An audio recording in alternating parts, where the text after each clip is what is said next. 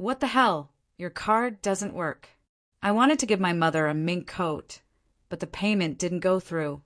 I was humiliated in the store because of you, yelled my unemployed husband, slapping me across the face. This was the last straw. But before I begin, I'll ask you to like and subscribe to the channel. Thank you, and enjoy listening. Veronica threw the folder of documents right into the contractor's face and turned to the window. Behind her, the man hurriedly gathered the scattered sheets, muttering apologies. She didn't turn around. Leave immediately. Her voice was even, without shouting, but that's what made it truly frightening. The contractor backed toward the door, still trying to explain something about force majeure and unforeseen circumstances. Veronica turned, and her gaze made him fall silent mid-sentence. You had 3 months. 3. You signed the contract, received the advance payment, and promised mountains of gold. And now it turns out that half the project doesn't meet specifications. I don't want to hear your excuses. Tomorrow at 9 a.m., I expect a corrected estimate and realistic deadlines. Be even a minute late. Find another architect for your shoddy work. The door closed. Veronica exhaled, ran her hand over her neck, stretched her stiff muscles. 35 years old. Her own architectural firm. A 3-bedroom condo in a new building on the 7th floor. A car. A bank account that allowed her not to worry about tomorrow. She had built all this herself, without anyone's help, and wasn't going to let anyone destroy what had been created over years. The phone vibrated.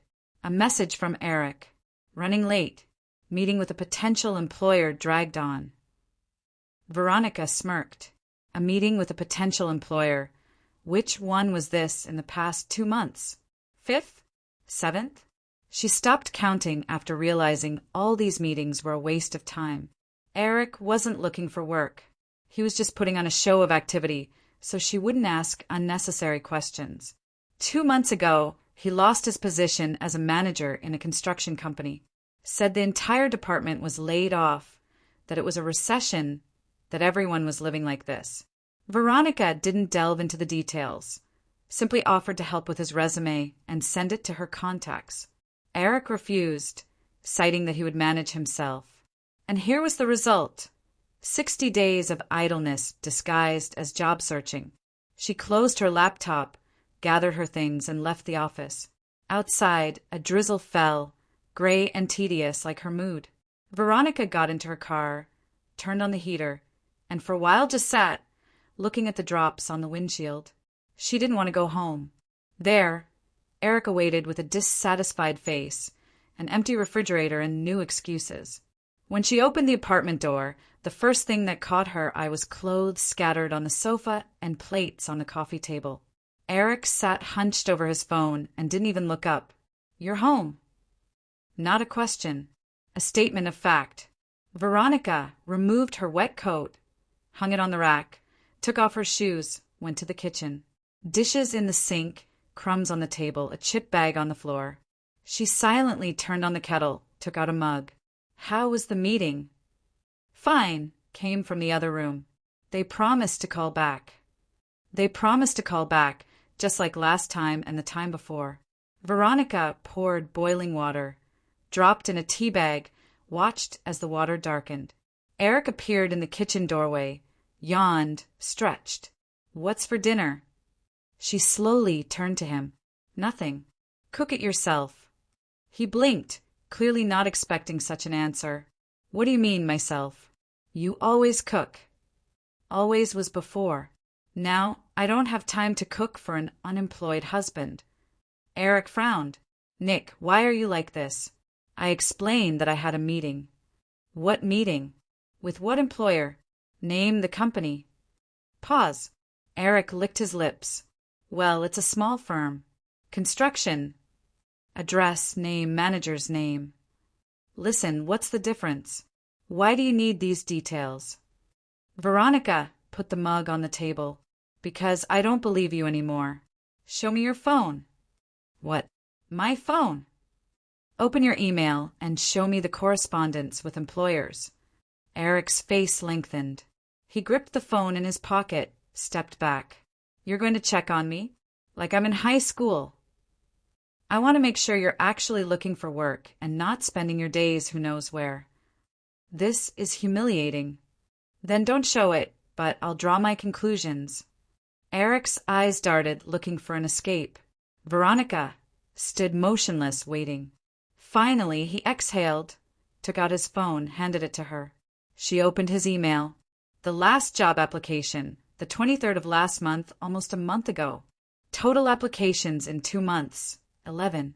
One every 5 to 6 days. Veronica scrolled further, opened the messenger. A conversation with his friend Mike. Wife's nagging me about work. She's already gotten to me. Like I've been sitting at home for 2 months.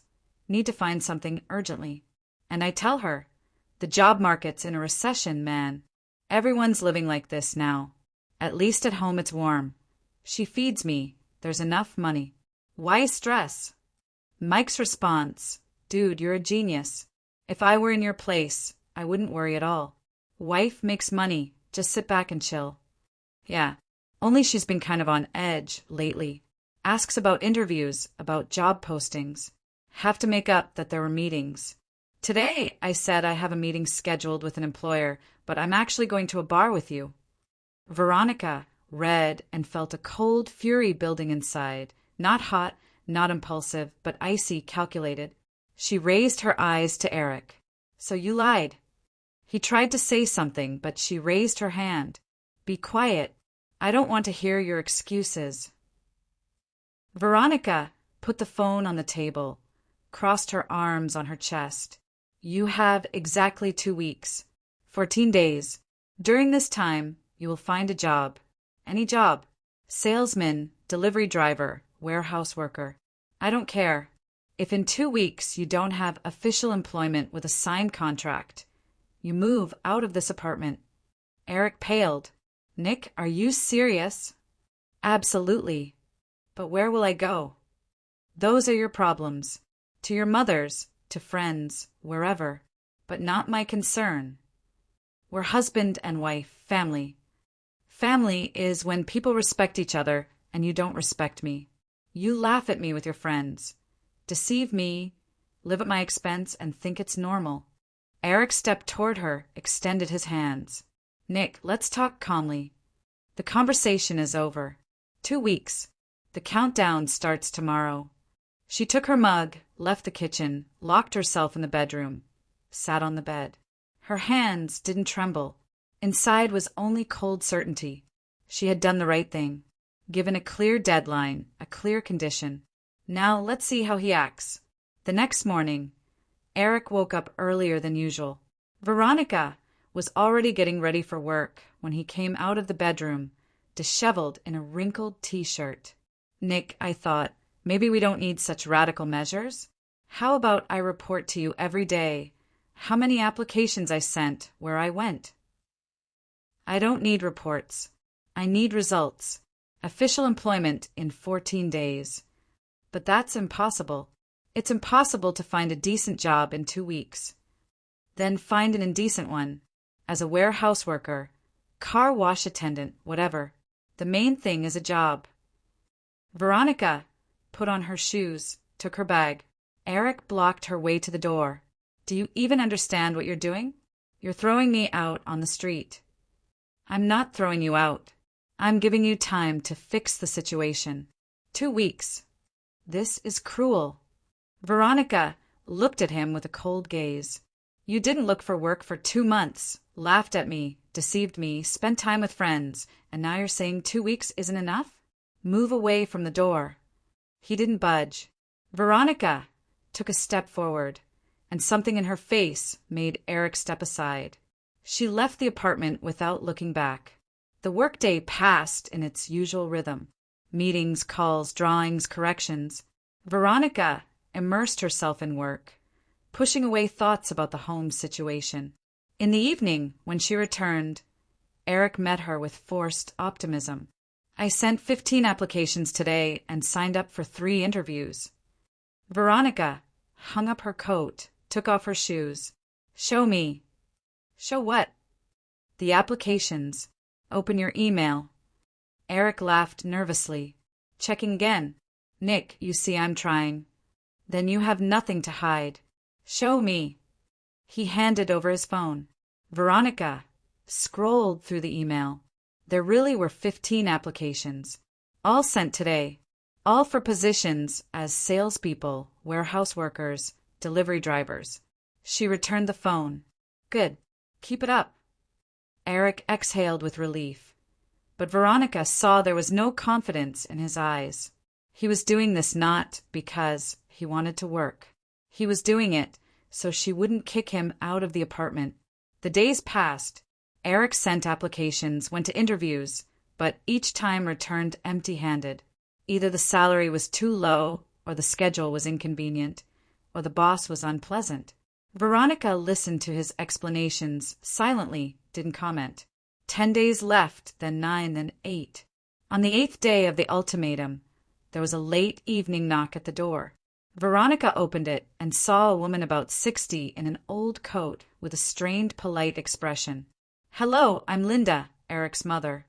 Veronica knew her mother-in-law, but they rarely saw each other. Linda worked as a nurse in a community clinic, lived alone in an old 2-bedroom apartment across town. Hello, what brings you so late? May I come in? I need to talk to you. Veronica led her mother-in-law into the hallway, led her to the kitchen. Eric sat in the room in front of the TV and clearly heard who had come, but didn't come out. Linda sat at the table, folded her hands in front of her. Eric told me about your ultimatum. And, Veronica, I understand that you're upset by his behavior, but throwing him out of the house, that's too cruel. I'm not throwing him out. I'm giving him time to find work. 2 weeks is not time. Now there's a recession, the job market is oversaturated, the competition is huge. A normal person looks for work for months. Veronica leaned back in her chair. Linda, your son didn't look for work for 2 months. He deceived me, said he was going to interviews, but actually spent time with friends. That's a fact. So what? It's hard for a man to admit he's not succeeding. He was suffering. He laughed at me in messages, told friends he was living at my expense, and he liked it. Linda pursed her lips. Boys being boys. He just wanted to save face in front of his friends. At 32, it's time to stop being a boy. The mother-in-law raised her voice. You're too strict with him. Eric is a good person. He just got into a difficult situation. He needs support, not threats. Veronica stood up.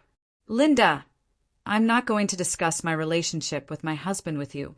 This concerns only the 2 of us. How is it just you? He's my son, my only one. I raised him alone. His father left us when the boy was 3. I gave my whole life for him. That was your choice.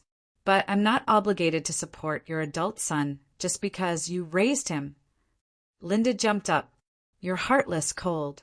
Eric deserves better. Veronica approached the kitchen door, flung it open. Get out. What? I said get out. Get out of my apartment immediately. How dare you? I'm the mother. And this is my apartment. Get out before I call the police. Linda turned red, grabbed her bag, ran out into the hallway. Veronica walked her to the door, closed it behind her, and turned to Eric, who was standing in the room doorway. If your mother shows up here again without my permission, you move out that same day. No warnings, no delays. Remember that. Eric nodded, pale. Veronica went into the bedroom, closed the door, sat on the bed, clenched her fists. Anger boiled inside, but she didn't let it out. Control. Always control. In the following days, the atmosphere in the apartment became strained to the limit. Eric avoided her, left early in the morning, returned late in the evening, said he was going to interviews. Veronica didn't check, just waited for results. For days remained until the end of the ultimatum, then 3, then 2. Eric grew increasingly nervous, snapped at any comment, slammed doors. Veronica ignored his outbursts. She knew he was hoping she would give in, soften, cancel the ultimatum. But she wasn't going to. On the 12th day in the evening, Veronica returned from work later than usual. A meeting had dragged on. Then she had to stop by a client's. When she opened the apartment door, she immediately felt something was wrong. A sweet smell of women's perfume hung in the air, not her perfume. Veronica went into the room. Eric sat on the sofa, watching TV, looking tense. "You're home early. I had a meeting. Who was here?" He flinched. "No one." "What do you mean?" Veronica came closer, inhaled. "It smells like someone else's perfume here." "Who was in the apartment?" "Nick, are you crazy?" "No one was here." She went to the kitchen. 2 cups on the table, one with lipstick on the rim. Veronica took the cup, returned to the room, showed it to Eric. "Explain." Eric licked his lips. Well, Mom stopped by briefly." Cold spread through her veins. Veronica put the cup on the table. "Your mother was here in my apartment after I forbade her to appear." "She just came in for a minute. Wanted to talk to me. And you let her in, knowing I forbade it." "Nick, but she's my mother. I couldn't throw her out." Veronica slowly nodded. "I see. So you think my opinion means nothing. My rules in my apartment don't concern you." "Don't be like that. I just couldn't refuse my mother." "You could, but didn't want to." She turned, went to the bedroom, opened the closet, began taking out his things. Eric ran in after her. "What are you doing?" "Packing your things. You violated the conditions. I warned you." "Nick, stop. Let's discuss this." "There's nothing to discuss. You had one simple rule. Don't let your mother in here without my permission. You violated it. That means my word is an empty sound to you." She folded clothes into a bag, quickly, mechanically. Eric tried to stop her, grabbed her hands, but she pulled away. "Nick, please give me one more chance." "No. Please, I'll change. I'll find work. I swear." "You had 14 days. 2 remain, and you spent this time violating my only requirement." Veronica finished packing and carried 3 large bags into the hallway. Eric stood in the middle of the room, pale, with a drawn face. "I won't leave. This is my apartment, too." "No, it's not. This is my apartment. I bought it before the marriage. It's registered in my name. You just live here.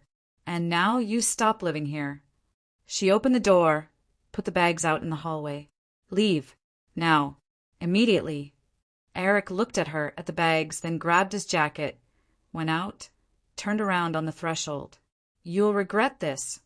"I doubt it." She closed the door, leaned against it with her back. Silence. Finally, silence.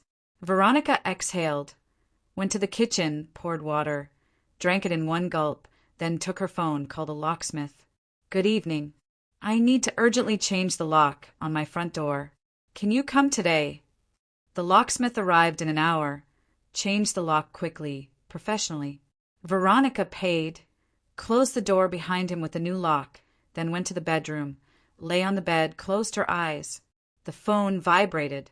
A message from Eric. "You threw me out like a dog. I won't forgive you for this." Veronica blocked his number, then went into the banking app, checked her cards. Everything was in place. But just in case, she called the bank and set up additional protection. Any operations now required confirmation with an SMS code. The next 2 days, she waited for trouble. Eric could try to return, could make a scene, could bring his mother. But nothing happened, only messages from new and new numbers. Veronica blocked them one after another. "You'll regret this. I'll tell everyone what you're really like. Think you'll get away with this? I know how to take revenge on you." She saved all the messages, took screenshots just in case. You never know. On the 3rd day after kicking out Eric, Linda called. Veronica didn't answer. The mother-in-law called 5 more times, then sent a voice message. "Veronica, this is inhumane. You threw Eric out on the street. He's living with me in cramped quarters, sleeping on a cot. He has no money, no work. How can you treat your husband like this? Don't you have a heart at all? Veronica deleted the message, blocked her mother-in-law's number. At work, she tried not to think about what happened. Projects, clients, drawings. Everything went its course. Colleagues didn't notice anything unusual. Veronica knew how to keep her composure. But in the evenings, staying alone in the apartment, she felt a strange emptiness. Not pity, no, not regret, just emptiness. As if something important had been removed from life, and now a hole gaped in that place. She drove these thoughts away. Eric wasn't an important part of her life. He was ballast dragging her down. And she got rid of this ballast in time. On the 5th day, a strange email arrived at her work email. No sender name. Empty subject. Veronica opened it. Think you're smart? Think you can just throw out a person and forget? I'll show you what happens to people like you. She forwarded the letter to the company's IT people, asked them to trace the sender. They replied that the letter was sent from a disposable address. Impossible to trace. Veronica saved the letter in a separate folder. On the 6th day, returning from work, she noticed that a beat-up gray sedan was following her. Veronica turned onto another street. The sedan turned after her. Another turn, again following. She braked sharply at a shopping center, got out of the car. The sedan drove past. Behind the wheel sat a man in a baseball cap, couldn't make out his face. Veronica memorized the plate number, photographed it from a distance, then went into the shopping center, wandered for about 20 minutes, exited through another exit, got in her car, drove home by roundabout routes. Didn't see the sedan anymore. At home, she called an acquaintance who worked in a security firm. "Steve, I need a consultation." Personal. Listening.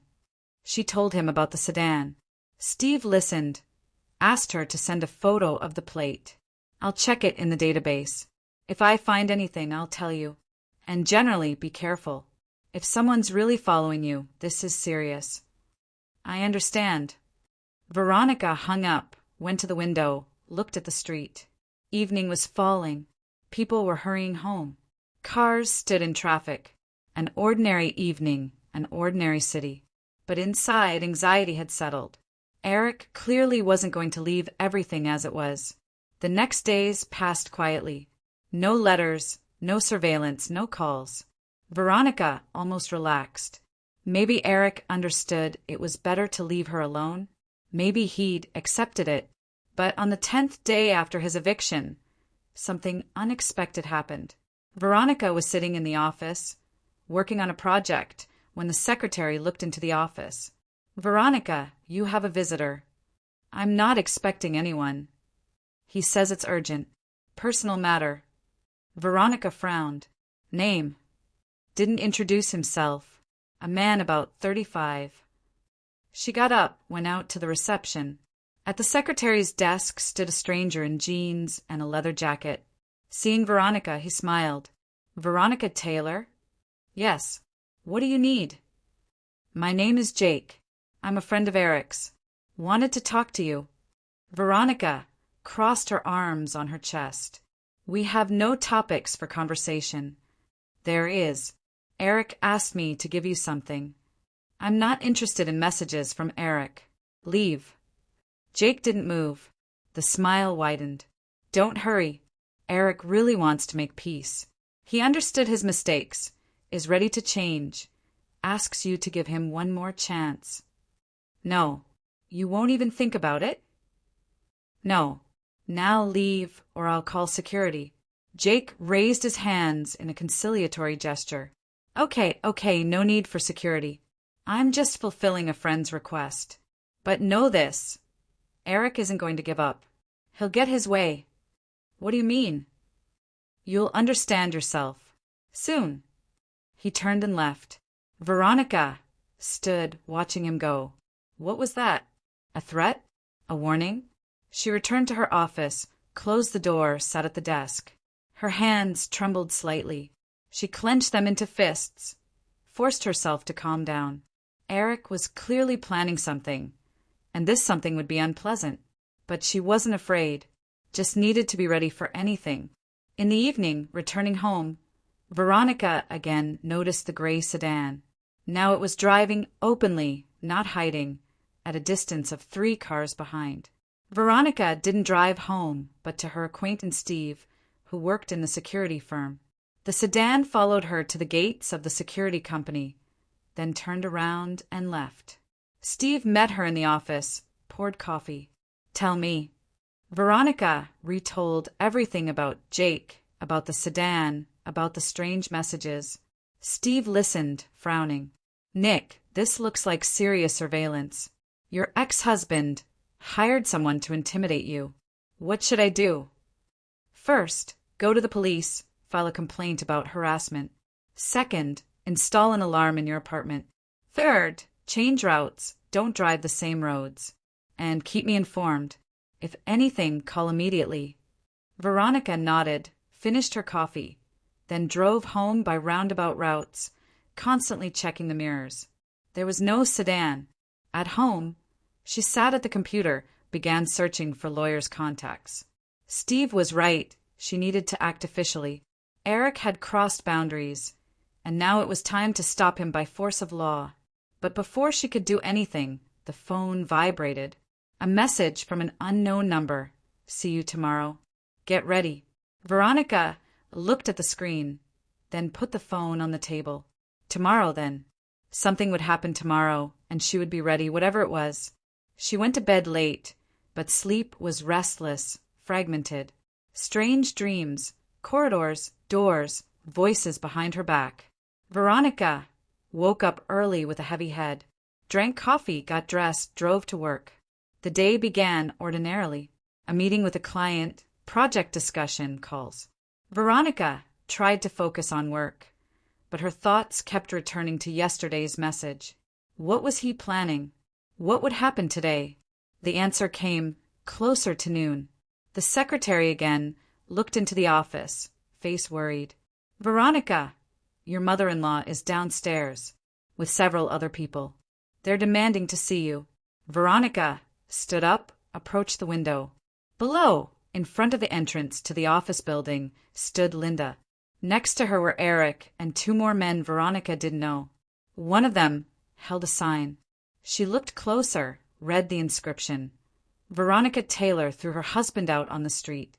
"Where is your conscience?" Cold spread through her veins. They came here, to her work, organized a protest in front of the office. Publicly, in front of everyone. Veronica turned, left the office, went down in the elevator, came out onto the street. Linda saw her first, stepped forward. Here she is, the heartless woman who threw her husband out of the house. Passers-by turned, stopped.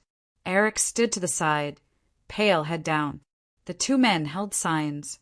On the second was written, "Help Eric." His wife left him without work and a roof over his head. Veronica came closer, looked at her mother-in-law with a cold gaze. "Remove this circus immediately. No, let everyone know what kind of person you are. You destroyed my son's life. Your son destroyed his own life. I have nothing to do with it. You threw him out on the street. He did nothing, and you put him out like a dog." Linda spoke loudly, almost shouting. A crowd gathered around. People took out phones, filmed videos. Veronica felt fury rising inside, but kept herself under control. "Linda, you're disturbing the peace. If you don't leave right now, I'll call the police." "Call them. Let them come. Let everyone know the truth." Veronica took out her phone, dialed 911, spoke clearly, calmly, gave the address. Linda continued shouting, waving her arms. Eric stood to the side, avoiding Veronica's gaze. The police arrived in 10 minutes. 2 officers got out of the car, approached the group. Linda tried to explain to them that she just wanted to talk to her daughter-in-law, that there was no violation. But the police were firm. "Protests without a permit are prohibited. You need to disperse." The mother-in-law, Eric, and the two men reluctantly left. Veronica remained standing in place, watching them go. Curious people still crowded around, talking, pointing fingers. She turned, entered the building, went up to the office. Colleagues looked at her with curiosity, but no one asked questions. Veronica locked herself in her office, sat at the desk. Her hands trembled. She clenched them into fists, closed her eyes, took several deep breaths. So that's how it is. Eric had declared war on her, public, dirty war. He wanted to shame her, portray her as the villain, and he wouldn't stop. But she wouldn't stop either. Veronica opened her laptop, found the contacts of the lawyer she had called earlier, made an appointment for a consultation that evening, then called Steve. They organized a protest at my office. I saw. Someone already posted a video online. It's getting views. Veronica opened the browser, found the video. There she was, Linda. Signs. Comments under the video were divided. Some supported the mother-in-law. Others condemned public confrontations. She closed the video, leaned back in her chair. So now this had become public. Eric chose this tactic. Pressure through pity. Portray himself as a victim. Blacken her in the eyes of others. But she wasn't going to play these games. She had a more serious weapon. The law. In the evening, she met with the lawyer, told him everything. About the deception, about the eviction, about the surveillance, about the protest. The lawyer listened attentively, took notes. Veronica, you have every reason to file a harassment complaint. Surveillance, threats, public shaming, these are serious violations. Plus you can file for divorce and get a restraining order. How long will this take? A couple of weeks for paperwork, a month or 2 for court. But the main thing is to start the process. As soon as he receives a summons, he'll understand you're serious. Veronica nodded. Begin. I'll prepare all the documents. She left the lawyer with a sense of relief. Finally, things were moving. Eric would get what he deserved, and she would return to normal life. But when she got home, she found a box under the door. Small, cardboard with no markings. Veronica carefully picked it up, opened it. Inside were photographs, her photographs. Her leaving the house, getting into the car, walking down the street. Dozens of shots taken covertly from different angles. And a note. I know where you live. I know where you go. I know everything. Veronica looked at the photographs, then at the note, then took out her phone, called Steve. Someone left me a box with photographs. He followed me and took pictures. Damn, Nick, this is already a threat.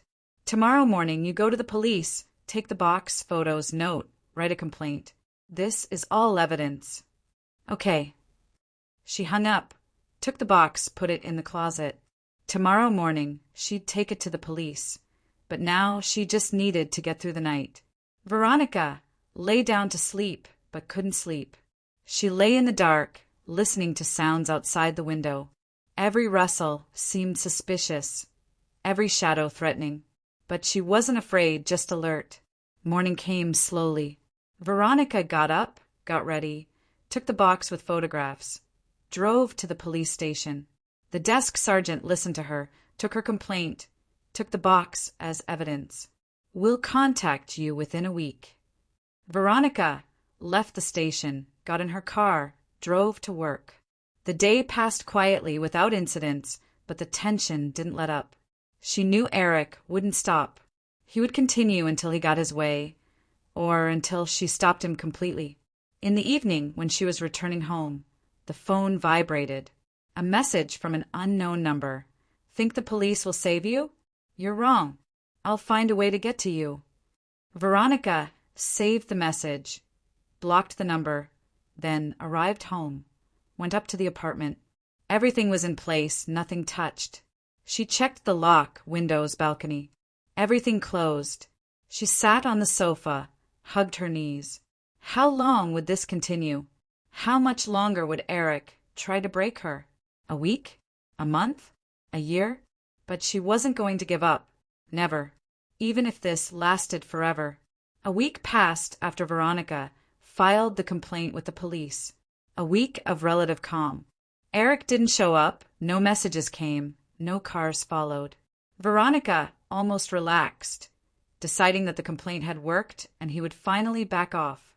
But on Monday morning, everything changed. She was sitting in the office, going through mail when the phone rang. Unfamiliar number, but local area code. Veronica answered. Veronica Taylor? Yes. This is the HR department of Vector Construction Company. You're listed as a reference in Eric Johnson's resume. Veronica tensed. I'm his ex-wife. I don't understand why he listed my number. I see. We just wanted to verify some details of his work history. He claims he worked at your company as a consultant. Is this true? No. He never worked at my company. Pause on the other end. Thank you for the information. Have a good day. Veronica hung up, clenched her fists. So Eric was lying to potential employers, attributing non-existent experience to himself, and listing her as a reference. He was counting on her to confirm his lie, or simply didn't think they would call. An hour later, they called again. Another company, the same question. Veronica patiently explained that Eric never worked for her. Then they called a third time, and a fourth. By noon, she understood. This wasn't coincidence. Eric deliberately sent out resumes with false information and listed her number to create problems. Companies called, distracted from work, asked questions. She texted Eric, "Remove my number from your resume immediately." There was no response, but half an hour later they called from a fifth company. Veronica called the lawyer. "He's using my number without permission, listing false information. What can I do?" Document all the calls. Ask the callers to send you written confirmation that Eric listed your details. This is more evidence of harassment. Veronica did just that. By the end of the day, she had 5 written confirmations from different companies. She sent them to the lawyer, added them to the case file. In the evening, returning home, she again noticed surveillance. Not the gray sedan, a different car, dark with tinted windows, driving at a distance, not approaching but not falling behind. Veronica tried to check, turned onto another street. The car turned after her. Another turn, again following. She braked sharply at a grocery store, got out of the car, went inside, stood at the entrance, watching through the glass. The dark car parked nearby, but no one got out. Veronica waited about 10 minutes, then left, got in her car, drove on. The dark car followed her. She didn't drive home. Drove straight to the police station. The dark car fell behind even before approaching the building. Veronica parked, went inside, asked for the detective handling her case. The detective came out in about 20 minutes. A middle-aged man with a tired face and detached look. What happened? Veronica told him about the surveillance, about the calls from companies. The detective listened, nodded. "We'll call your ex-husband in for questioning. Warn him officially. If he continues, we'll press charges." "When will you call him?" "Within a week." "And if he does something else during this week?" The detective shrugged. "Call us. Document everything. Collect evidence." Veronica left the police station with a sense of disappointment. The law worked slowly, too slowly. While the detective scheduled a questioning, while Eric showed up, time would pass. And during that time, he could do something else. She drove home by roundabout routes, constantly checking mirrors. No surveillance. Went up to the apartment, locked all locks, sat by the window, looked at the street. It was getting dark. Cars parked at curbs, people returning from work. Everything as usual. But Veronica felt it, the calm before the storm. Eric was preparing something serious, and she had to be ready. The next morning, getting ready for work, she heard a strange sound behind the door. Muffled scratching, rustling. Veronica approached the peephole, looked. No one. Carefully opened door. On the doorstep lay a box. Another one. Veronica picked it up, brought it inside, opened it. Inside were her personal items, photos from frames that stood in the apartment earlier when Eric still lived there. Her makeup, notebook, pen, things she didn't let him take. And a note, "You took away my home. I'll take away your peace." Veronica looked at the note, then at the things. So Eric somehow got into the apartment when she lived here with him and took these things. Or took them earlier, before she kicked him out. And now was returning them to intimidate. She photographed the box contents, the note, sent it to the detective, then put away the box, drove to work. The day passed in nervous anticipation. Veronica waited for something else to happen, but nothing did. No calls, no letters, no one followed the car. Silence. By evening, she understood. Eric was changing tactics. He was no longer acting head-on, not organizing public protests. He was acting covertly, slowly, systematically, intimidating, pressuring psychologically, creating a sense of constant threat. Veronica returned home, made dinner, sat at the table, ate slowly, thinking. Something had to be done. Couldn't just sit and wait for Eric to come up with another dirty trick. She called Steve. "I need protection. Professional security. Yes, at least for a while, until this story ends." "I see. I can arrange it. Someone will follow you at a distance. Discreetly. If anything will intervene." "How much does it cost?" Steve named a price. Not cheap, but Veronica could afford it. Good. Set it up. The next day, it wasn't Eric or his accomplices following her, but her own security guard. A stocky man about 40, former military, drove in a car behind, didn't approach but was always nearby. Veronica felt calmer. But 2 days later, something happened that she didn't expect. Her mother called. Veronica didn't communicate with her parents often. They lived in another state, saw each other a couple times a year. Her mother was a soft, kind-hearted woman who didn't interfere in her daughter's life. "Veronica, honey, hello. How are you?" "Fine, Mom. What's up?" "Nothing special. Just some woman called me. Introduced herself as Linda. Said she was Eric's mother." Veronica tensed. "And what did she want?" "She told me you threw Eric out of the house, that he's now without work, without housing. Asked me to influence you, convince you to take him back." "And what did you say?" "I said I don't interfere in your affairs, that you're an adult and know how to act yourself. But, honey, what's happening with you? Did you really throw out your husband?" Veronica briefly recounted the situation. Her mother listened, sighed. "I see. You did the right thing. A husband like that isn't worth keeping. But be careful. This Linda sounded very aggressive. I'm afraid she might do something." "I'm careful. Thanks for warning me." Veronica hung up, walked around the room.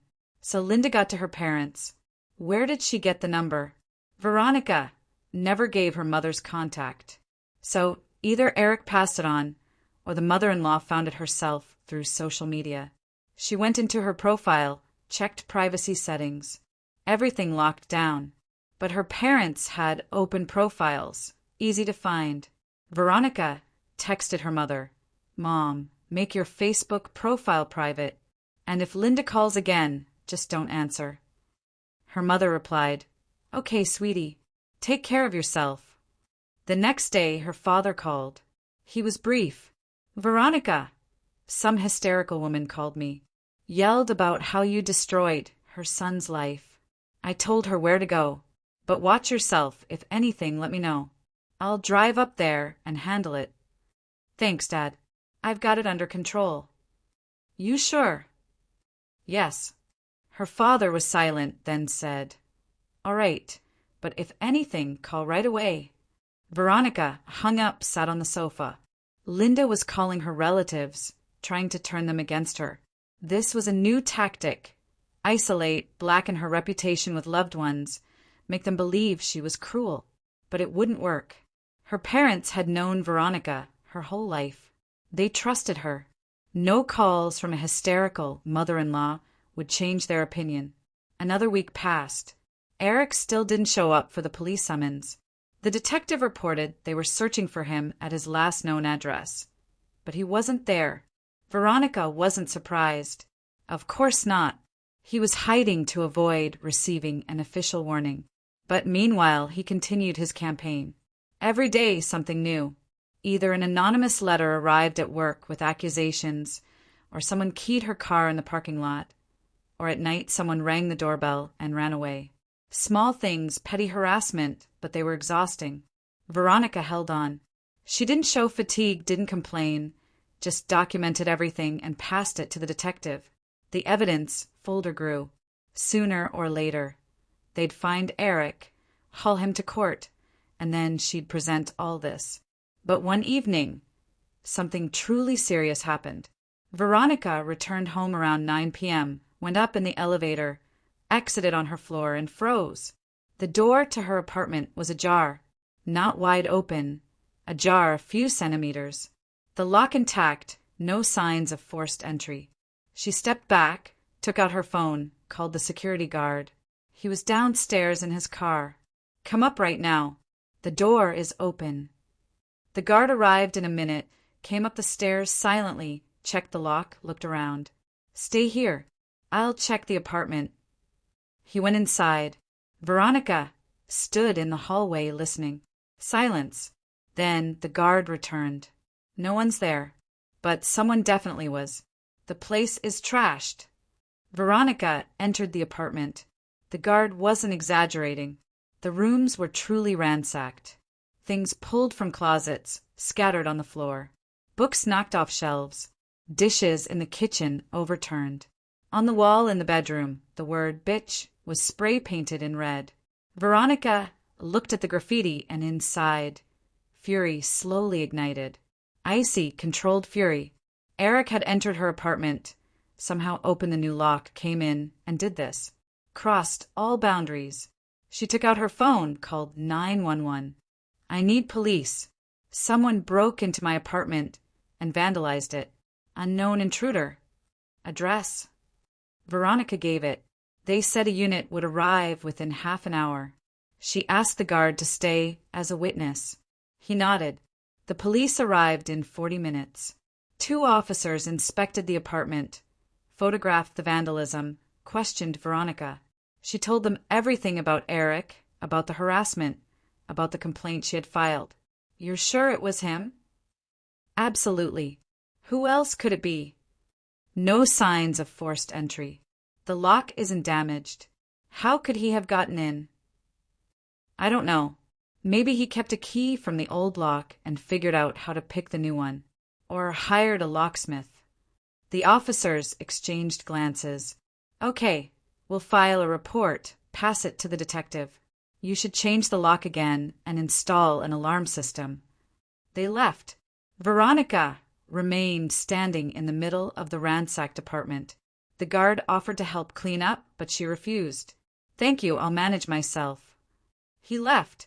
Veronica closed the door, leaned against it, then slowly slid down to the floor, hugged her knees. For the first time in all this time, she felt real fear. Not anxiety, not worry, fear. Eric had entered her home, violated the last safe place. Now even here she couldn't feel protected. But fear quickly turned to anger. No, she wouldn't let him break her, wouldn't let him turn her life into a nightmare. Veronica stood up, took out her phone, called Steve. "I need an alarm system. The most reliable, with sensors on doors, windows, balcony, and cameras everywhere." "When?" "Tomorrow. Emergency install." She hung up, began cleaning. Picked things up from the floor, put them back in closets. Work distracted, helped not to think. By midnight, the apartment was back in order. Only the graffiti on the wall remained. Veronica didn't clean it off. Let it stay until tomorrow. Let it remind her who she was dealing with. In the morning, alarm installers arrived. Worked quickly, professionally. By noon, the apartment was equipped with sensors, cameras, a panic button. Veronica checked the system, made sure everything worked. Now, if anyone tried to enter without her knowledge, the alarm would go off and security would arrive in 5 minutes. The detective called closer to evening. "Veronica, we found Eric Johnson. He agreed to come in for questioning. Tomorrow at 2 p.m. You can be present if you want. I'll definitely be there. The next day, Veronica arrived at the police station 10 minutes before the appointed time. The detective led her to an interview room, had her wait. They sat in silence. At exactly 2 o'clock, the door opened and Eric entered. Veronica hadn't seen him in almost a month. He had changed, lost weight, looked gaunt, face unshaven, pale, dressed carelessly, wrinkled jacket, jeans. Seeing Veronica, he froze for a moment, then lowered his eyes. The detective gestured to a chair. Eric sat. Eric Johnson? Yes. A harassment complaint has been filed against you by Veronica Taylor. Are you aware of this? Eric nodded. Yes. Do you admit to following her, sending threatening messages, organizing a protest at her workplace? Pause. Eric looked at the floor. I just wanted to talk to her. She wasn't answering my calls. Talking is one thing. Surveillance, threats, breaking into an apartment, that's another. Did you do these things? No. I mean, I didn't break into the apartment. That wasn't me. Then who? I don't know. The detective took out a folder, opened it, showed Eric photographs of the vandalism. Ms. Taylor claims this is your handiwork. Can you refute it? Eric looked at the photographs, paled. I didn't do this. I swear. Then who? I don't know.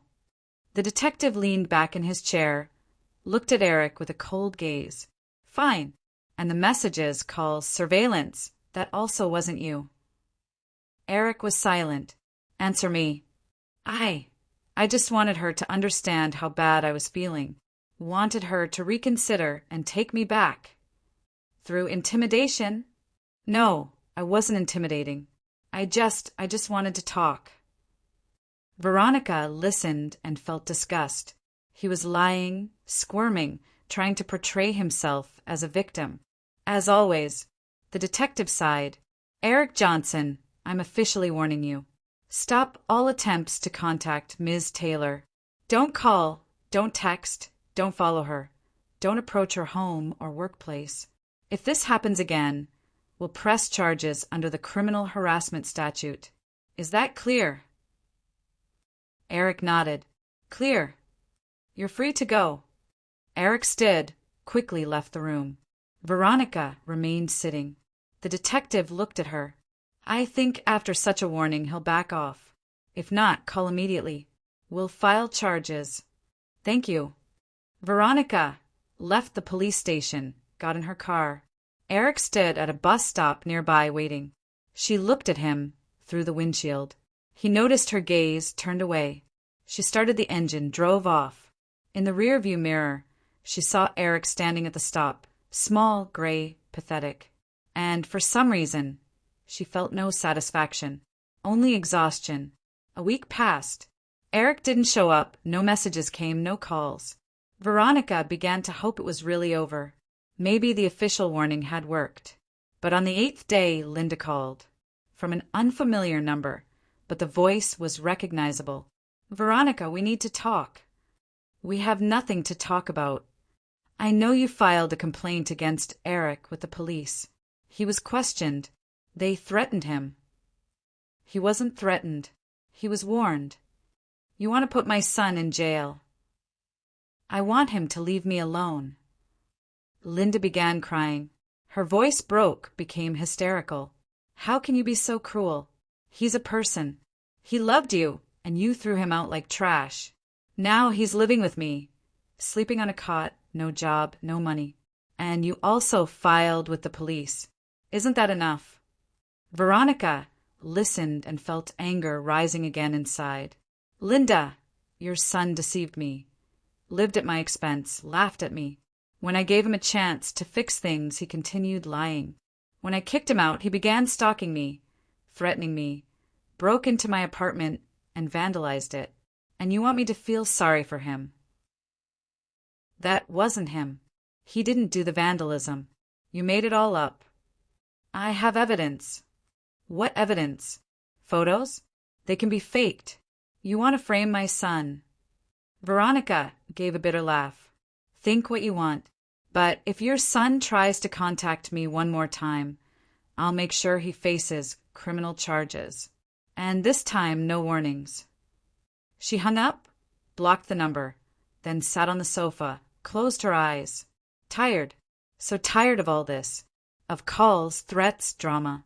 She just wanted to live peacefully, work, enjoy life. But Eric and his mother wouldn't let her. The next day, a letter arrived at work. Paper in an envelope, no return address. Veronica opened it. Inside was a sheet covered in shaky handwriting. You think you won? Think the police will protect you? But you're wrong. I'll find a way to get to you. Sooner or later. And then you'll regret what you did. Veronica reread the letter twice, then photographed it, sent it to the detective, called. A threatening letter arrived. The handwriting looks like it might be Eric Johnson's. I don't have anything to compare it to. Maybe he wrote with his non-dominant hand to disguise it. Bring the letter in. We'll send it for handwriting analysis. Veronica brought the letter to the police station during her lunch break. The detective accepted it, promised to look into it. But from his expression, it was clear he had little hope. Handwriting could be disguised, nothing could be proven.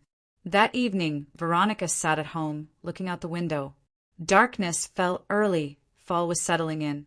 Trees had already lost half their leaves. Sky covered with clouds. Soon there would be rain, cold, gray days. The phone vibrated. A message from an unknown number. Remember I said sooner or later I'd get to you. Well, the time has come. Veronica jumped up, ran to the window, looked out. No one suspicious on the street. Cars parked. No people nearby. She checked the alarm. Everything in order. Sensors hadn't triggered. Called the security guard. Where are you? Downstairs. Everything's quiet. I got a threatening message. Be on high alert. Copy that. Veronica blocked the number the message came from, then walked through the apartment, checked all windows, the balcony. Everything closed, everything in place. Sat on the sofa, hugged her knees. Heart beating fast, hands trembling. She forced herself to calm down, took several deep breaths. Panic was what Eric wanted. He wanted her to be afraid, on edge, broken. But she wouldn't break. An hour passed, nothing happened. Then 2 hours. Silence. Veronica began to relax. Maybe it was an empty threat, an attempt to intimidate. But at 11:30 p.m., a deafening alarm sounded. Veronica jumped up, grabbed her phone. A notification appeared on screen. The door sensor had been triggered. Someone was trying to open the door. She called the security guard. The alarm went off. Someone's at my door. On my way. Veronica ran to the door, looked through the peephole. The hallway was empty, but the door handle was slowly turning. Someone was trying to open it from inside the building. She heard rapid footsteps on the stairs. Then the guard shout, "Freeze! Don't move!" Sounds of a struggle, a dull thud, cursing. Veronica stood behind the door, not daring to open it. Then everything went quiet. The guard knocked. "Ms. Taylor, open up." "It's me." She opened the door. The guard stood in the hallway, holding by the arm a thin guy about 25. The guy was trying to pull away, cursing. "Who is this?" "Caught him at your door, trying to pick the lock with tools." "Should I call the police?" "Yes." The police arrived in 15 minutes. They took the guy away. Veronica gave a statement, described the situation. The desk sergeant asked if she knew him. "No, never seen him." "Probably hired help." "We'll interrogate him, find out who hired him." The police left. The guard stayed another hour, then also left. Veronica locked all the locks, checked the alarm. Now, sleeping was frightening. She lay on the sofa without undressing, phone in hand. In the morning, the detective called. The guy who was detained at your door was questioned. He confessed that Eric Johnson hired him, paid him $1,000 to pick your lock and scare you. Veronica gripped the phone. Is this evidence? Yes, sufficient to press charges. We'll summon Johnson again, this time officially. If he doesn't appear, we'll issue a warrant. Thank you. Veronica hung up, exhaled with relief. Finally, she had real evidence. Eric couldn't talk his way out, couldn't lie. He hired someone to break into her apartment. That's a crime. But the relief didn't last long. That same evening, Linda called. Voice hysterical, breaking. Are you satisfied? Now my son could go to jail. Because of you, because of your cruelty. Linda, your son hired someone to break into my apartment. He's responsible for what happened. He just wanted to come back. Just wanted to talk to you. By hiring someone to pick my lock? That's not talking, that's a crime. You drove him to it. You kicked him out, abandoned him. He lost his mind from grief. Veronica gave a bitter laugh. Lost his mind. A wonderful excuse. But the law doesn't forgive crimes because of grief. I hate you. You destroyed my son's life. I'll never forgive you for this. The line went dead. Veronica blocked the number, leaned back on the sofa. Her mother-in-law blamed her for everything, just like Eric. They both didn't see their guilt, didn't admit their mistakes. It was easier for them to blame her, but she didn't care. Let them think what they want. The main thing was that Eric could no longer get to her. He'd be prosecuted, possibly given probation or a fine. But the main thing was he'd leave her alone. Another week passed. Eric was summoned again. He didn't appear. They issued a warrant. Veronica learned this from the detective. He's on the run, but we'll find him.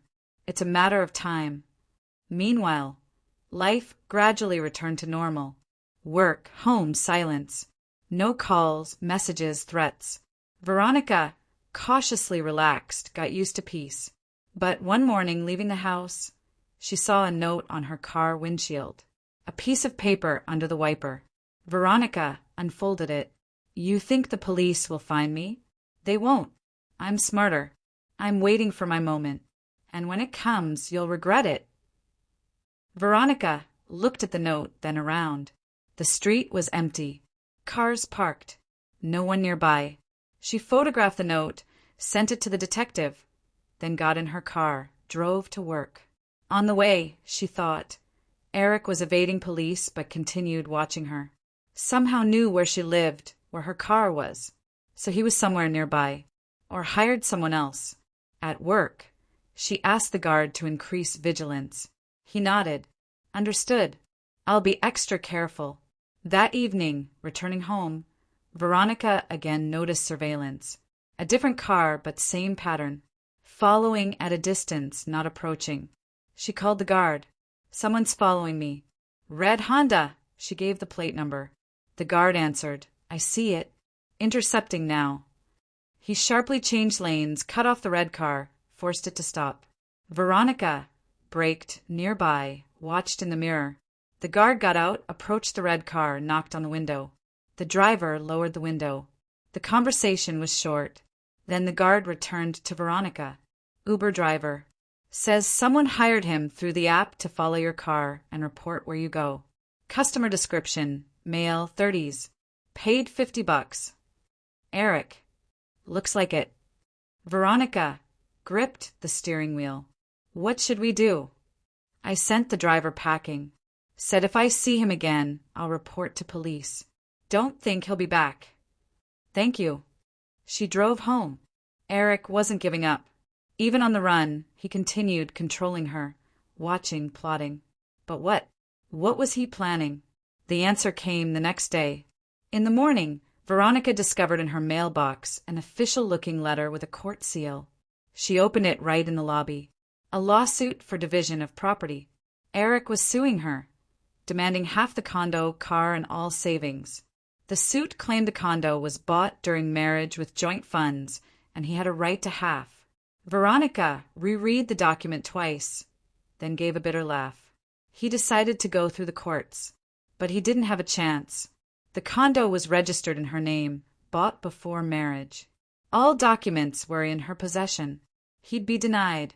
She called the lawyer, explained the situation. Don't worry. This is a waste of time on his part. We'll present documents proving the condo is yours. The court will deny his claim. When's the hearing? In a month. I'll represent you. Veronica hung up. So in a month, she'd have to face Eric in court. Look him in the eyes. Listen to his demands. Unpleasant but inevitable. The month passed quickly. Work, home, silence. Eric didn't show up anymore. Sent no threats, didn't follow her. Apparently preparing for court. On the day of the hearing, Veronica arrived at the courthouse half an hour early. The lawyer met her at the entrance. They went into the courtroom. Eric was already sitting at the plaintiff's table. Next to him were Linda and some man in a suit. Apparently his lawyer. Veronica sat at her table without looking at Eric, but she felt his gaze. He looked at her with hatred, with suppressed rage. The judge entered. The hearing began. Eric's lawyer read out the claim and demands. Veronica listened silently. Then her lawyer spoke, presented documents confirming the condo was bought before marriage, registered in Veronica's name. No joint investments. Eric's lawyer tried to dispute it. Said Eric invested money in renovations, furniture. Veronica's lawyer requested evidence. There was no evidence. The judge listened to both sides, withdrew for deliberation, returned in 20 minutes. The court denies the plaintiff's claim. The property is owned by the defendant, acquired before marriage. The plaintiff has no rights to divide it. The hearing is concluded. Eric jumped up. This is unfair. I lived in that condo. I have a right. The judge looked at him coldly. Sit down. The decision is final. You may file an appeal. Eric sat, pale with fury. Linda grabbed his arm, whispered something. Veronica stood, left the courtroom without looking back. Outside, the lawyer caught up with her. Congratulations. Everything went perfectly. Thank you. She got in her car, drove off. In the mirror, she saw Eric and his mother leaving the courthouse. He was shouting something, waving his arms. Linda was trying to calm him. Veronica turned away from the mirror, focused on the road. She won. The court was on her side. Now Eric had no legal means to get back at her or claim anything. But for some reason there was no joy inside. Only exhaustion and a strange premonition that this wasn't over yet. And she was right. 3 days after the trial, Linda called again. This time her voice wasn't hysterical, but somehow strangely calm. Veronica, I want to meet with you. Talk one-on-one. What's there to talk about? About Eric. About you. About what happened. Please, this is important. Veronica thought. She didn't want to meet with her mother-in-law, but curiosity won. Where? At the Starbucks near the subway. Tomorrow at 6 p.m. Fine. I'll come. The next day, Veronica arrived at the indicated cafe. Linda was already sitting at a table by the window. Veronica approached, sat across from her. I'm here. What did you want? Linda looked at her with tired eyes. Veronica, I understand you hate me. I understand you think I'm a terrible mother-in-law, but I'm just a mother. I love my son and want him to be okay. And Eric is broken after the trial. He thought he'd at least get something, but got denied. Now he has nothing. No condo, no money, no job. He's living with me, doing nothing. Just sits and stares at the wall. Veronica was silent. I'm asking you, Linda continued, tears starting to form. Give him one more chance. Take him back. He'll change, find work, become different. I promise. No. Veronica, please. No, Linda. I don't want to have anything to do with your son anymore. He deceived me, threatened me, stalked me, hired people to break into my home. After all that, do you seriously think I'll take him back? Linda lowered her head. He just couldn't cope. Lost control. That's his problem, not mine. But he loves you. Veronica gave a bitter laugh. Love doesn't justify crimes. And this wasn't love, it was financial dependency. He depended on me for money. And when he lost that source, he started taking revenge. Linda began crying, quietly without hysterics, just tears flowing down her weathered face. What am I supposed to do? He's my son. I can't watch him suffer. Get him therapy. Help him find work. But don't try to push him back into my life. That's impossible. Veronica left the cafe. Linda remained sitting at the table, wiping tears. The mother-in-law didn't call anymore. Another month passed. A quiet, calm month. No threats, no surveillance, no contact attempts. Veronica began getting used to normal life. Work was going well. A new project was nearing completion. At home it was calm, peaceful. But one evening, when she was returning from work, Linda called. Her voice sounded strange, confused, frightened. Veronica, have you seen Eric? No. What happened? He left this morning and hasn't returned. His phone is off. I don't know where he is. That's not my problem, Linda. But what if he's planning something? Veronica froze. What do you mean? I don't know. He's just been so strange these last few days. Silent. Withdrawn. And this morning he left and said he'd solve all his problems once and for all. I got scared. What if he? What? What if he comes to you? What if he wants to talk or something worse? Cold ran down her spine. Veronica quickened her pace to the car. If he shows up, I'll call 911. Be careful. Please. Veronica hung up, got in her car, drove home quickly. On the way, constantly looked around, checked mirrors. No one suspicious. Arrived home, went up to the apartment. Everything quiet. Alarm hadn't triggered. Door locked. But anxiety had settled inside. Eric was planning something. What exactly, unknown. But she had to be ready. Veronica called the guard. Be on high alert. Eric disappeared. His mother doesn't know where he is. He might try something. Understood. I'll increase surveillance. She locked all the locks, checked windows, balcony, turned on all cameras, sensors. Sat on the sofa with phone in hand, waiting. The night passed quietly. In the morning, Veronica woke with a heavy head, sleep-deprived. Got ready, drove to work. The day passed in tense anticipation, but nothing happened. That evening, when she was leaving the office, the guard called out, "Ms. Taylor, wait!" She turned. The guard approached, face serious. "I saw Eric. He was standing across the street from your building about 20 minutes ago. Then left." "Where to?" "Don't know. Lost him in the crowd." Veronica gripped her bag tighter. "So he's watching, waiting." "Looks like it. Be very careful.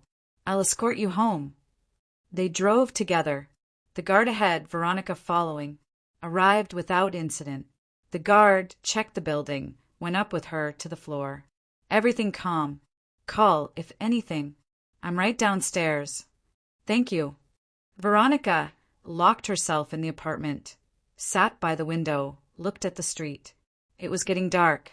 Streetlights came on. People hurrying home. Everything ordinary. But she knew Eric was somewhere nearby. Waiting. Planning. And soon she'd find out exactly what he'd planned. Morning began with a phone call. Veronica had just gotten out of the shower when the phone buzzed on the nightstand. Unknown number. She answered, half expecting another threat or Linda's voice. "Veronica Taylor?" A male voice. Unfamiliar. Professional sounding. "Yes. My name is Richard Patterson. I'm Eric Johnson's attorney. My client would like to meet with you, peacefully in a neutral location, to resolve all outstanding issues." Veronica sat on the edge of the bed. What outstanding issues? The court already ruled.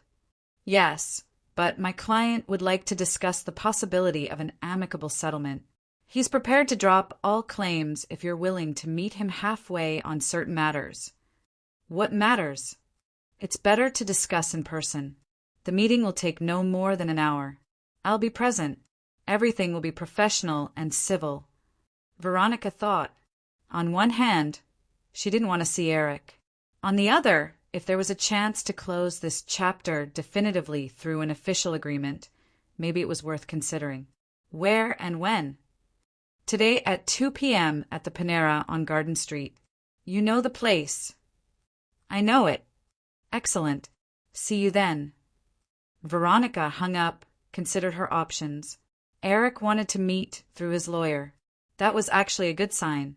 It meant he was ready to work within the legal system, not through threats and stalking. Maybe it really was time to end this war? She called her lawyer, told him about the call. I can come with you. It would be appropriate if both sides have legal representation. Good. We'll meet there. The day dragged. Work didn't hold her attention. Thoughts kept returning to the upcoming meeting. What did Eric want? What would he ask for? Veronica wasn't planning to make any concessions, but she could listen. At 1:30, she left the office, got in her car, drove to Garden Street. The Panera turned out to be moderately busy, with a corporate feel. Inside were scattered customers working on laptops. Veronica looked around, spotted Eric at a table by the window. Next to him sat a man in a navy suit, apparently the attorney. Her lawyer was already there, sitting at a nearby table. Veronica approached him, sat down. Eric noticed her, gave a slight nod. His face was composed, even somewhat conciliatory. Igor's lawyer stood, approached their table. Good afternoon. Viktor Pavlovich. Thank you for coming. Perhaps you'd like to join us? It would be more convenient to talk. Veronica exchanged glances with her lawyer. He nodded. They moved to the table with Igor and his lawyer. Viktor Pavlovich folded his hands on the table, looked at Veronica. Veronica Sergeyevna, my client understands he made mistakes. He admits his guilt in what happened and would like to make amends. How? He's ready to officially drop all claims against you. Sign a document that he won't try to contact, stalk, or in any way disturb you. In return, he asks for just one thing. What? Viktor Pavlovich took a sheet of paper from a folder, placed it in front of Veronica. His mother, Lyudmila Petrovna, has dreamed her whole life of a mink coat. Her birthday is coming soon, 62 years. Igor Leonidovich would like to give her this coat, but he has no money. He asks you to help with the purchase, not as a gift from you, but as a gesture of goodwill. Compensation for the moral damage he caused you. Veronica looked at the sheet. It listed the amount, 450,000 rubles. You want me to buy your mother a coat for 450,000? Igor spoke for the first time, voice quiet, pleading. Nika, I understand how this sounds. But Mom denied herself everything her whole life for me. She deserves at least something good. And this is the only thing I'm asking for. After this, I'll disappear from your life forever. I'll sign any papers. Veronica leaned back in her chair, looked at Igor. He looked sincere, even pitiful. He was asking not for himself, but for his mother. Her lawyer leaned toward her, whispered, This is manipulation. Don't fall for it. Veronica nodded. Of course it was manipulation. But if this really would close the story, if after this Igor would leave her alone forever, maybe it was worth it? She looked at Viktor Pavlovich. If I agree, what guarantees that he'll keep his word? We'll draw up an official agreement, notarized. It will state that after receiving assistance, my client undertakes not to contact you under any circumstances. Violation of the agreement will result in a fine of 1 million rubles and criminal liability. Veronica's lawyer intervened. Give us time to think. We won't make a decision right now. Of course, but we'd like to get an answer in the coming days. Lyudmila Petrovna's birthday is in a week. Veronica stood. I'll think about it. I'll call you. They left the cafe. Outside, the lawyer looked at Veronica seriously. Don't do this. It's a trap. What kind of trap? If the agreement is notarized, he won't be able to violate it without consequences. Veronika Sergeyevna, this person stalked you for months, hired people to break into your door, vandalized your place. And now he suddenly wants to settle peacefully? This is suspicious. Maybe he really understood. He went too far. Maybe he's afraid of criminal prosecution. The lawyer sighed. Fine. If you decide to agree, I'll draft the toughest possible agreement with prescribed sanctions for any violation. But I still think this is a bad idea. Veronika got in her car, drove home. On the way, she thought, $450,000 was a lot of money, but not critical. She could afford it. The question was different. Was it worth making concessions to someone who caused her so much pain? At home, she sat at the table, took out a notebook, began weighing pros and cons. Few pros, only one, the possibility to officially close the story. More cons. She was giving in to Igor, showing she could be manipulated, spending money on someone who didn't deserve it. She called Seryoza, told him the situation. Nika, are you serious? He terrorized you for months, and now you're going to buy his mother a coat. If it closes the story forever. And if it doesn't, if he takes the money and comes up with a new reason, the agreement will be notarized with serious sanctions. Seryoza was silent, then said, Okay, your decision, but I'd send him packing in your place. Veronika hung up. Everyone around was against it. The lawyer, Seryoza. Her inner voice was also screaming that this was a bad idea, but something inside her wanted to end this war. She was tired, so tired of tension, surveillance, threats.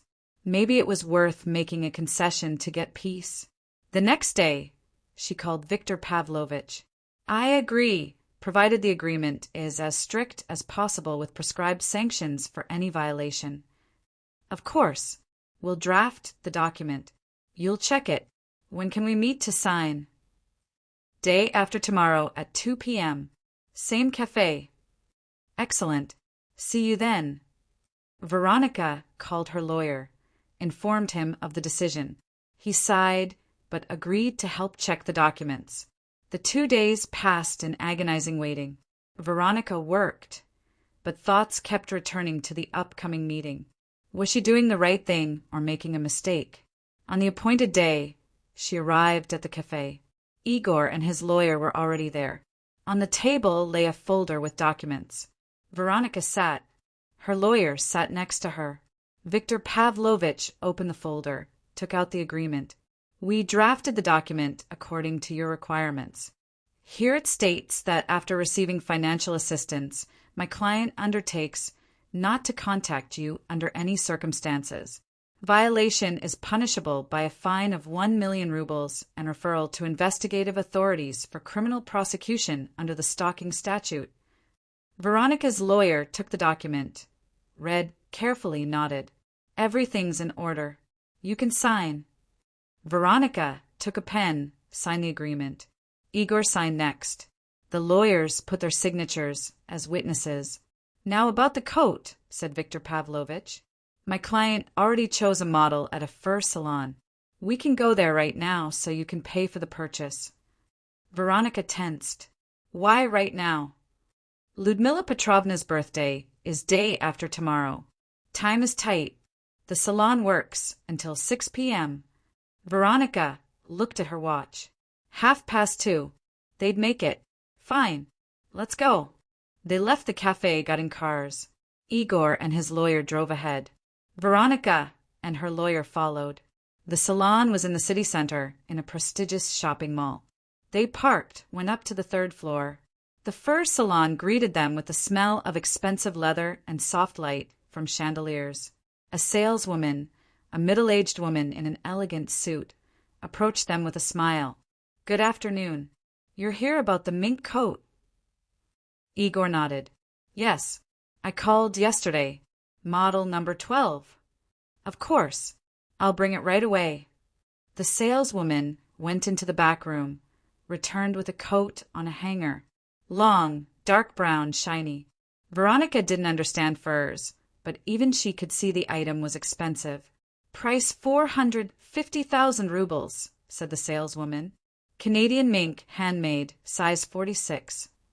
Igor looked at Veronica. This is the perfect size for Mom. She'll be happy. Veronica took out her wallet, pulled out a card, handed it to the saleswoman. She took the card, ran it through the terminal, held the terminal out to Veronica. Please tap your card. Veronica tapped her card to the terminal. A second of waiting. Then the screen showed. Operation declined. The saleswoman frowned. Strange. Let's try again. She ran the card again.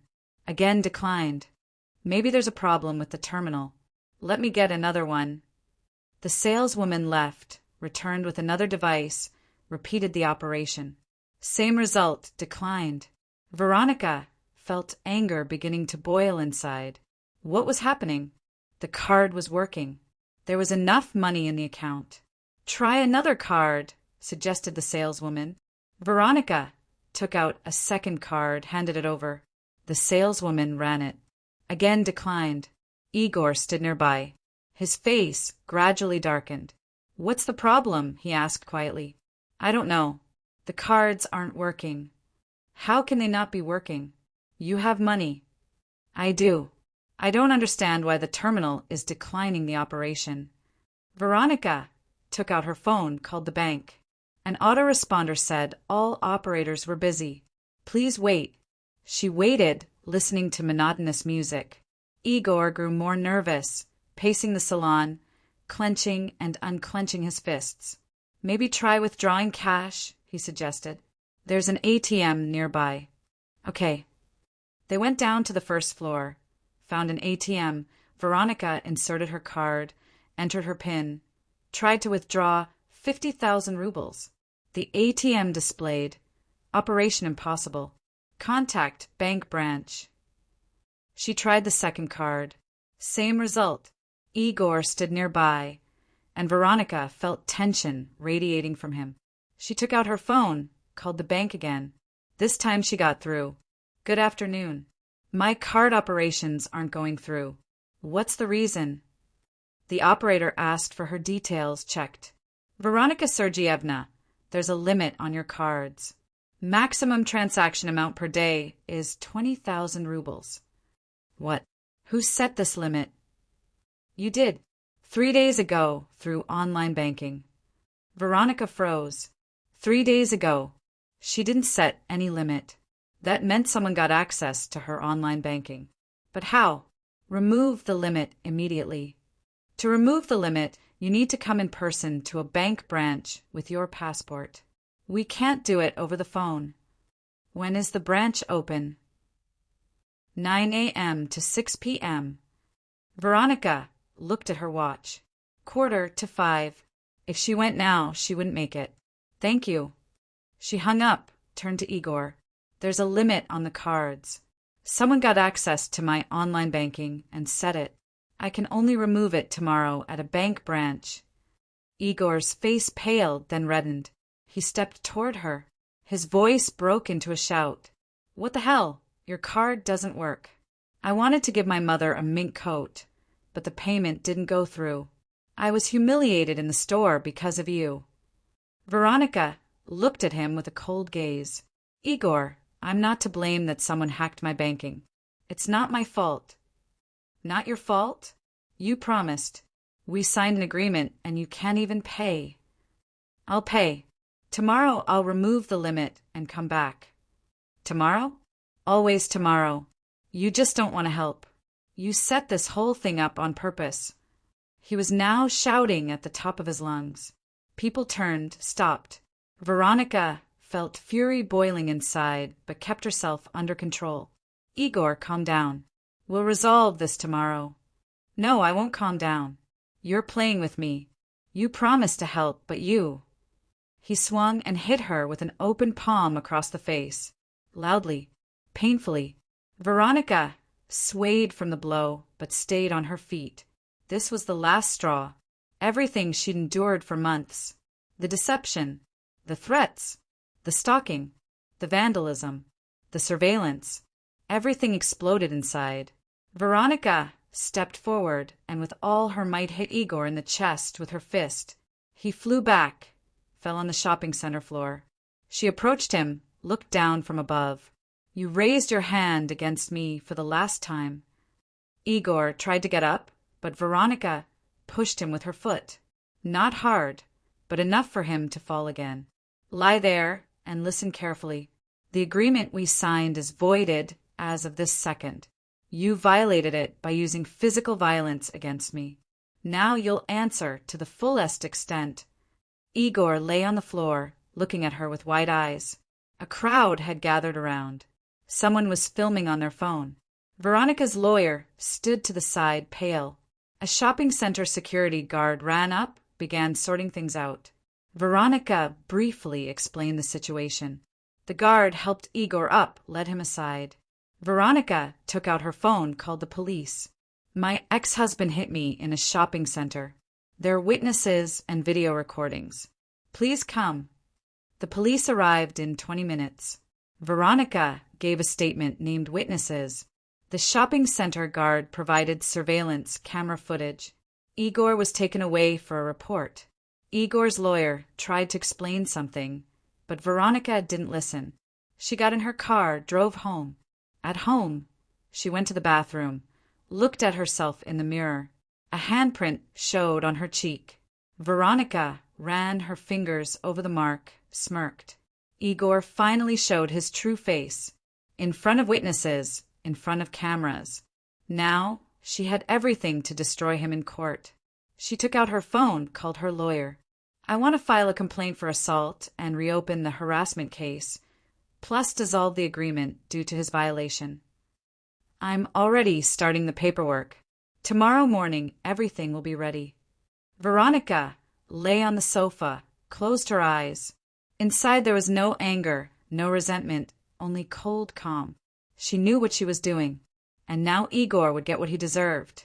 The next day, she filed a complaint with the police, attached video recordings from shopping center cameras and witness statements. The investigator accepted the complaint, promised to look into it. 3 days later, Igor was summoned for questioning. Veronica learned this from the investigator. He admitted he hit you, said he lost it, couldn't control himself. "We've opened a case under the battery statute, plus the harassment case has been reopened." What does he face? A fine, correctional labor, possibly a suspended sentence. Depends on the court's decision. Veronica nodded. She didn't want Igor to go to prison, just wanted him to understand that actions have consequences. 2 weeks passed. Igor didn't contact her, didn't try to reach out. Lyudmila Petrovna was also silent. Veronica gradually returned to normal life. Work was going well. The new project was nearing completion. The client was satisfied, promised to recommend her to acquaintances. Veronica immersed herself in drawings, calculations, meetings. It distracted, helped not to think about what happened. But one evening, when she was returning from work, Lyudmila Petrovna was waiting by her entrance. The mother-in-law looked aged, tired. The former fire was gone from her eyes. "Veronica, can we talk?" "About what?" "About Igor. Please give me 5 minutes." Veronica hesitated, then nodded. 5 minutes. Here. Lyudmila Petrovna clutched her bag in her hands. "Igor faces trial, a fine he can't pay, possibly correctional labor, all because he hit you. He's to blame himself. I know. I'm not asking you to forgive him. Just maybe you could withdraw the complaint. He's already punished, lost everything. Home, wife, work. Isn't that enough?" Veronica looked at her mother-in-law for a long moment. "Lyudmila Petrovna, your son stalked me for months, threatened, hired people, vandalized, and finally hit me in front of dozens of witnesses. And you want me to withdraw the complaint. He's my son, my only one. I can't watch him being tried." "Then look away." Veronica walked past her mother-in-law into the building. Lyudmila Petrovna called after her, but she didn't turn around. The trial was scheduled a month later. Veronica prepared thoroughly collected all evidence, correspondence, photos, videos. The lawyer helped, consulted, explained how to behave at the hearing. On the day of the trial, Veronica arrived at the courthouse early in the morning. The courtroom was almost empty. Just her lawyer, Igor with his lawyer, and Lyudmila Petrovna on the public bench. The judge entered exactly at 10 a.m. The hearing began. They read the charges, showed video recordings. On screen, it was clearly visible how Igor hit Veronica in the face, how she pushed him away, how he fell. Igor's lawyer tried to justify his client, said he was in a state of affect, didn't control himself. Veronica's lawyer objected, provided evidence of prolonged harassment that preceded the blow. The judge listened to both sides, withdrew for deliberation, returned in half an hour. The court finds Igor Leonidovich Samilov guilty of battery and harassment. Punishment is assigned in the form of a fine of 150,000 rubles and correctional labor for a term of 6 months. The court also issues a restraining order. The defendant is prohibited from approaching the victim closer than 100 meters, contacting her in any way. A violation of the order will result in actual imprisonment. Igor paled, lowered his head. Lyudmila Petrovna sobbed. Veronica stood, left the courtroom. She felt neither joy nor relief, only fatigue. Enormous, all-consuming fatigue. Outside, she got in her car, put her head on the steering wheel. It was over. Finally over. Igor was punished. He was ordered to stay away from her. Now she was free. But for some reason, this freedom brought no happiness. 3 months passed. Veronica lived an ordinary life. Work, home, meetings with friends. Igor didn't show up, didn't call. Lyudmila Petrovna was also silent. One evening, Veronica sat at home, looking out the window. Outside, rain fell, gray and tedious. The city drowned in puddles. She held a cup of cold tea in her hands and thought about how life had changed. Before, when Igor still lived here, the apartment seemed full, noisy, restless, but full. Now it was quiet, too quiet. Veronica had gotten used to solitude, but sometimes it pressed down on her. She didn't regret kicking out Igor, didn't regret the trial, the complaints, the divorce. He deserved all of it, but somewhere deep inside sat regret, not about him, but about the wasted time, about years she gave to a person who turned out to be worthless. The phone vibrated. A message from an unknown number. Veronica opened it. "Thank you for the lesson. I understood I was wrong. Found work. Starting a new life. Won't bother you anymore. Igor." She read the message twice, then deleted it. Didn't respond, didn't block the number, just deleted and forgot. She stood, went to the window, looked at the rain. Somewhere out there, in this city, Igor lived. Worked, tried to start over. And those were his problems, not hers. Veronica moved away from the window, sat on the sofa, turned on the TV, flipped channels, watched nothing, then turned it off. Lay down, closed her eyes. Life went on. Without drama, without scandals, without Igor. Just went on. Day after day, week after week. And Veronica was getting used to this new life. Slowly, gradually. Another month passed. A new client appeared at work. A man about 40, successful businessman who wanted to build a country house. They met several times, discussed the project. The man was polite, an interesting conversationalist. Once after a meeting, he suggested Veronica have lunch together. She agreed. They sat in a restaurant, talked about work, about life. The man told her about his business, his plans. Veronica listened, responded, but inside felt emptiness. She wasn't ready for a new relationship. Maybe never would be. The story with Igor had burned something out inside, left a scar. After lunch, the man walked her to her car, said goodbye, hinted he'd like to meet again. Veronica smiled, said nothing, drove home. All the way she thought, what next? How to live? Alone or try to trust someone again?